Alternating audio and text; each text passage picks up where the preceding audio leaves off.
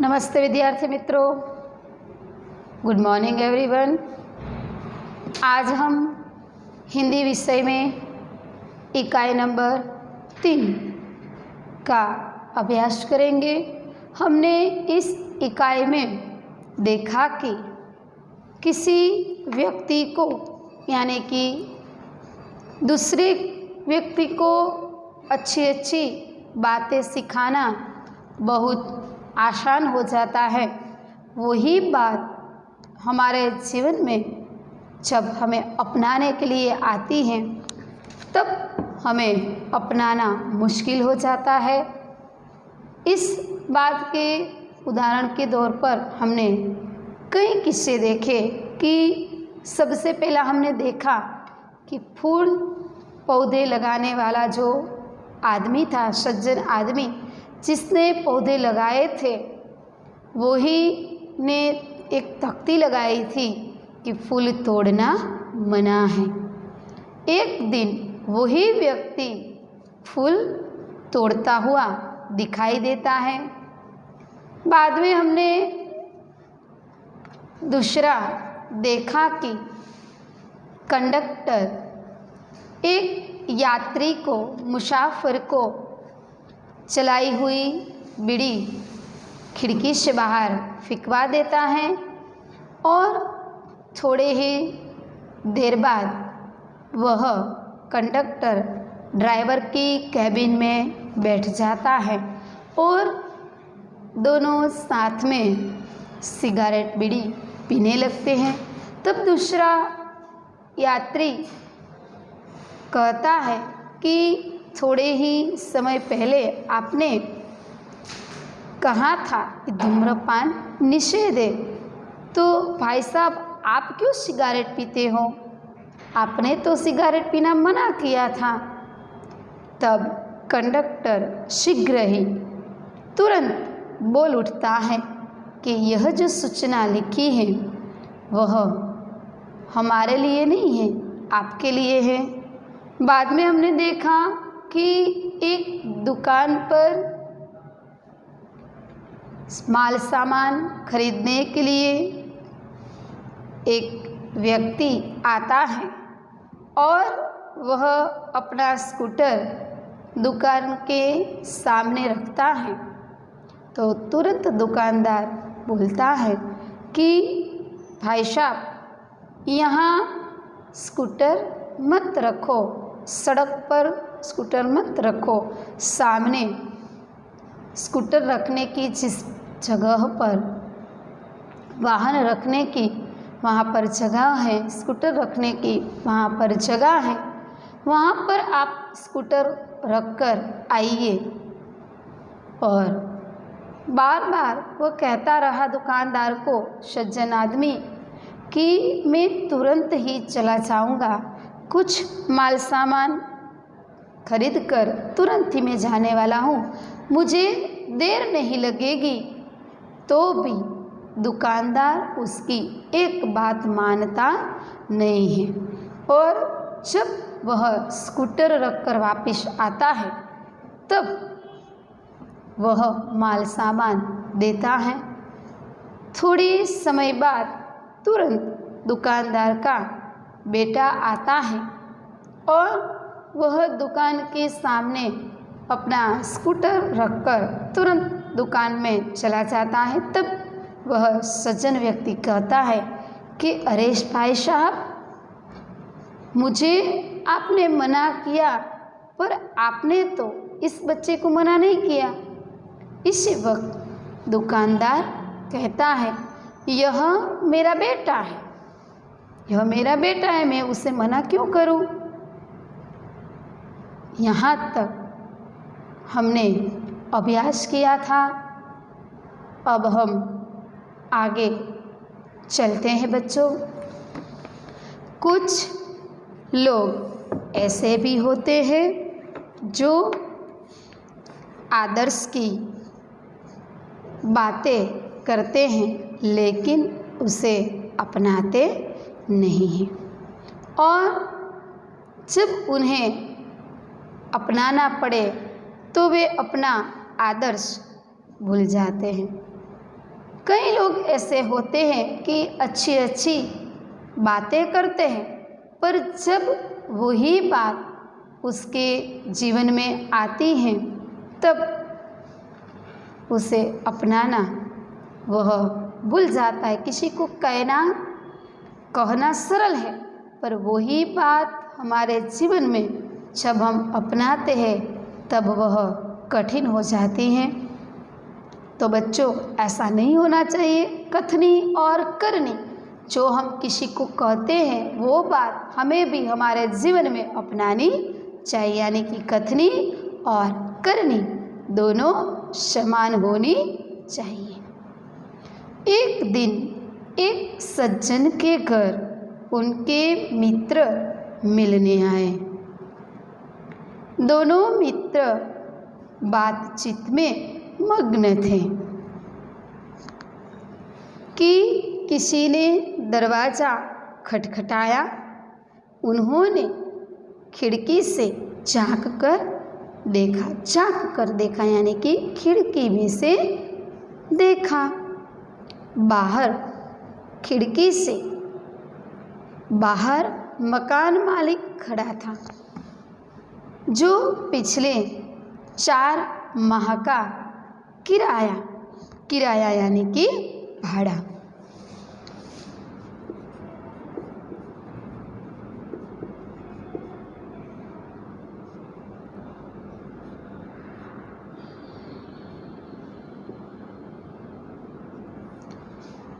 क्या हुआ। एक दिन सज्जन के घर, सज्जन यानी कि भले आदमी के घर, उनके कई सारे मित्र मिलने के लिए आए थे। दोनों मित्र बातचीत में मग्न थे। दोनों मित्र बातचीत कर रहे थे।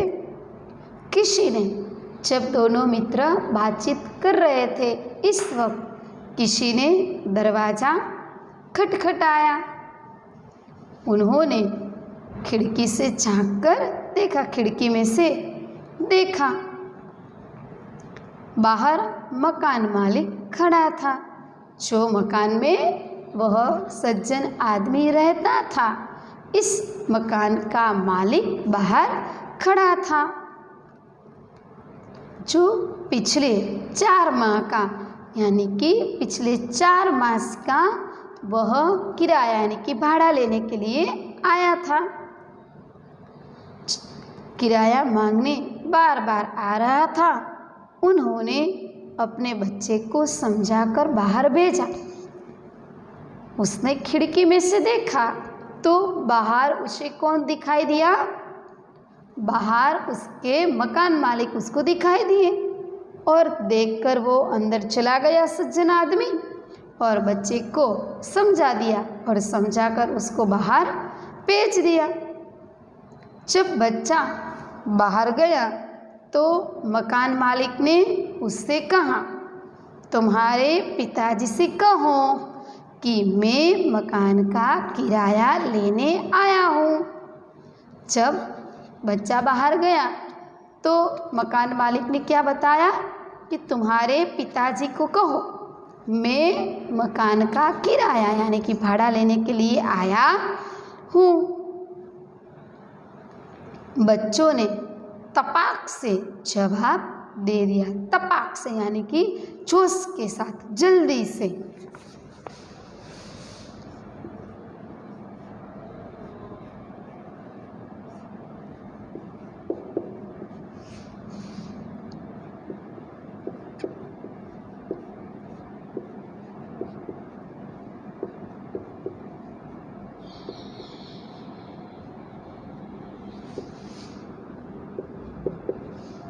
उसने क्या किया? बच्चे ने जल्दी से तुरंत जवाब दे दिया, पिताजी ने कहा है कि वे घर पर नहीं है।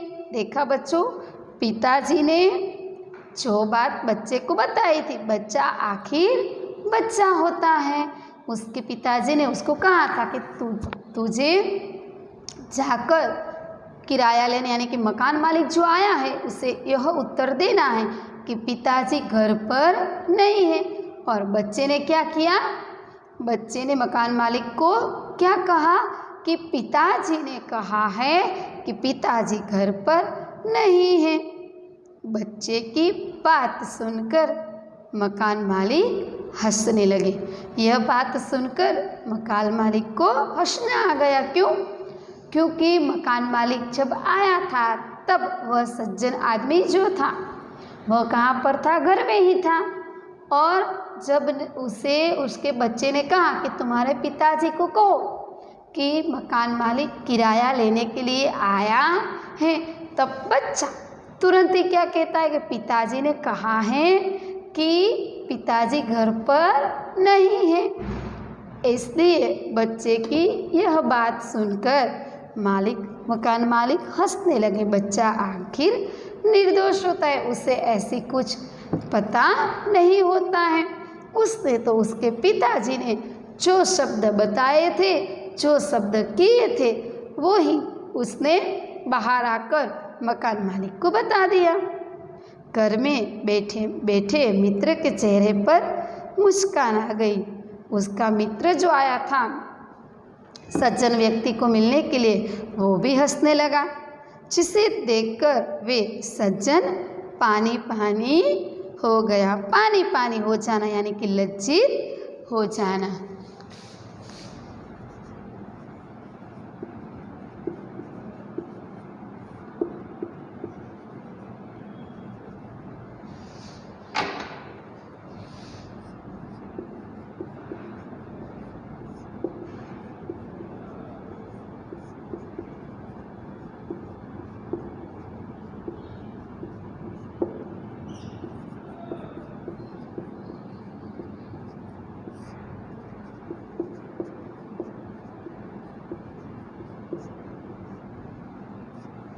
पानी पानी हो जाना यानी कि लज्जित हो गया।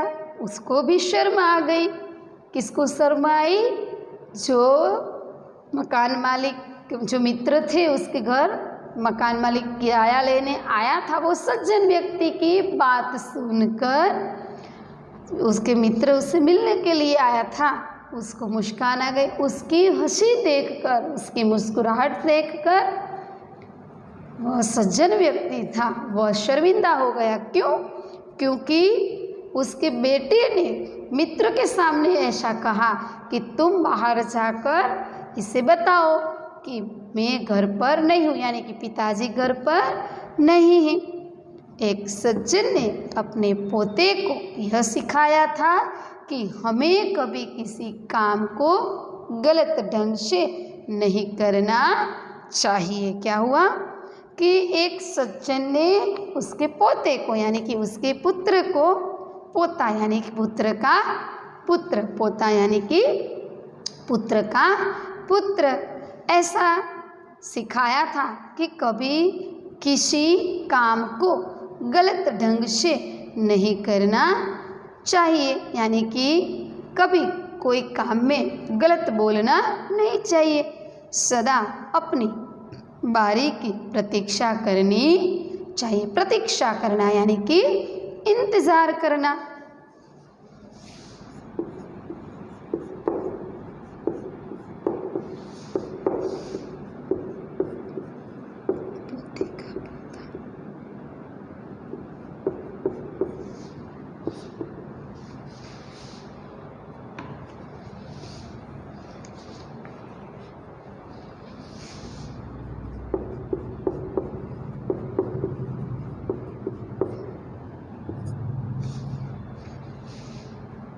प्रतीक्षा यानी कि इंतजार।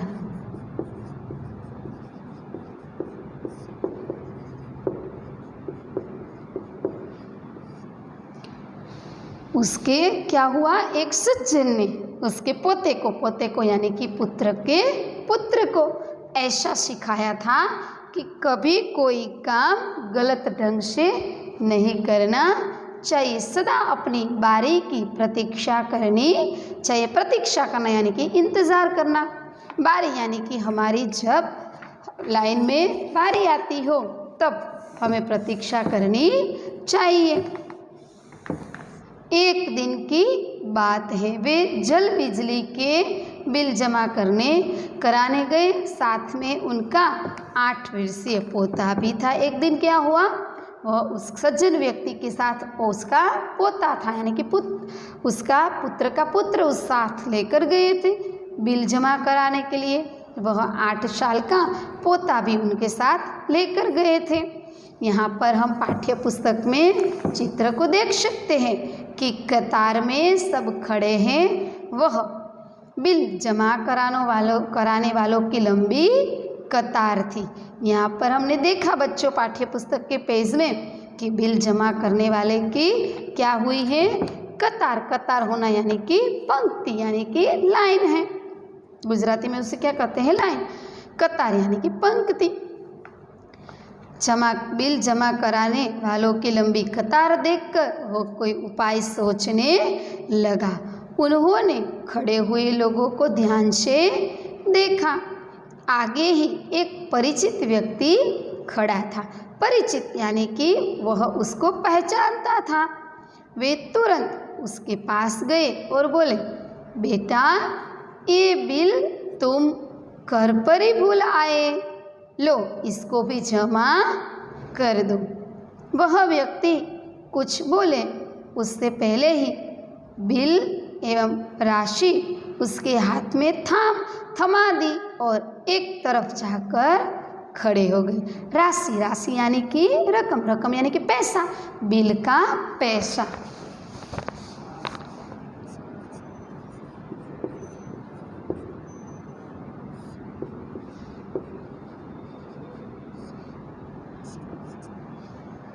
उसने क्या कहा कि अरे बेटा तुम अपने यह जो राशि है, बिल है, वह घर पर ही भूल गए थे। ये ऐसा कहकर उस सज्जन व्यक्ति ने क्या किया, उसके जो दूसरा बालक था उसके हाथ में वह थाम दिया, यानी कि पैसा और बिल दे दिया और साइड में जाकर दूसरी जगह पर जाकर खड़े हो गए। पोता बार बार कहने लगा, दादाजी लाइन लगाइए ना। उसका पोता बार बार कहने लगा, दादाजी लाइन में रहिए, लाइन लगाइए। उसकी बात सुनकर लोग हंसने लगे। क्यों हंसने लगे? क्योंकि उसके दादाजी ने कोई व्यक्ति को पैसा और बिल दे दिया। वह पुत्र को पता चल गया, इसलिए उसे क्या कहता है, दादाजी लाइन में खड़े रहिए, लाइन बनाइए। दादाजी को इस 8 साल के बच्चे ने यह बात बताई तो सभी लोग हंसने लगे। कई लोग ऐसे होते हैं जो आदर्श की बात करते हैं पर उन्हें अपनाते नहीं हैं। इस प्रकार का आचरण अच्छा नहीं होता। आचरण यानी कि व्यवहार। कई लोग आदर्श की अच्छी अच्छी बातें करते हैं पर वह अपने जीवन में कभी अपनाते नहीं है, तो यह आचरण अच्छा नहीं, यानी कि यह व्यवहार जो है वह अच्छा व्यवहार नहीं है। आचरण यानी कि व्यवहार।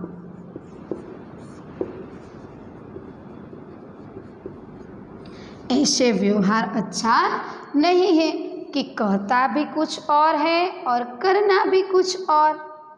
इस प्रकार का आचरण अच्छा नहीं होता।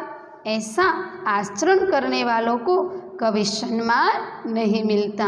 जो लोग बोलते कुछ और हैं और करते कुछ और है, यानी कि कथनी कुछ अलग है और उसका करना वो भी अलग है, ऐसे आचरण करने लोग, ऐसे जो व्यवहार में ऐसे व्यक्ति जो होते हैं उसको कभी मान सम्मान नहीं मिलता।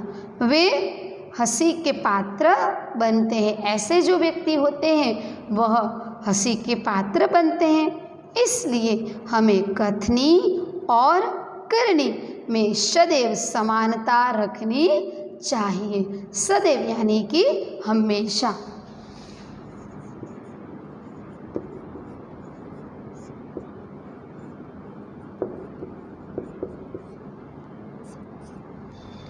हमेशा व्यक्ति को समानता यानी कि कथनी और करनी में समानता होनी चाहिए। दोनों यानी कि जो बोलता है वही करना चाहिए, बोलने के लिए कुछ और करने के लिए कुछ और, ऐसा कभी नहीं करना चाहिए। तो हो यहाँ पर लिखा गया है, हो कथनी करनी एक समान, जग में मिलता तब सम्मान। जब हमारे जीवन में ऐसे गुण होते हैं कि कथनी और करनी एक समान होती है, तब ही हमें जगत में सम्मान मिलता है, तब ही हमारे जीवन में हमें अच्छा नाम प्राप्त हमारा होता है, सम्मान करने के लायक तब ही हम कहलाते हैं, जब हमारी कथनी और करनी दोनों समान होनी चाहिए। तो इस इकाई में भी यही बताया गया है कि हमेशा व्यक्ति को कथनी और करनी दोनों समान रखनी चाहिए। हम जिसको उपदेश देते हैं वह उपदेश हमारे जीवन में भी हमें अपनाना चाहिए। ऐसा नहीं कि किसी को कहना आसान है, आसानी से हम कह देते हैं पर उसे हम अपनाते नहीं, ऐसा नहीं करना चाहिए। हम जो किसी को कहते हैं वही बात हमें सबसे पहले हमारे जीवन में भी अपनाना चाहिए। भले ही दूसरों को कहना बहुत सरल बात है पर उसे अपनाना बहुत मुश्किल होता है, पर हमें ऐसा नहीं करना चाहिए। हम जो किसी व्यक्ति को कहते हैं उनसे पहले हमारे जीवन में हमें उसे अपनाना चाहिए।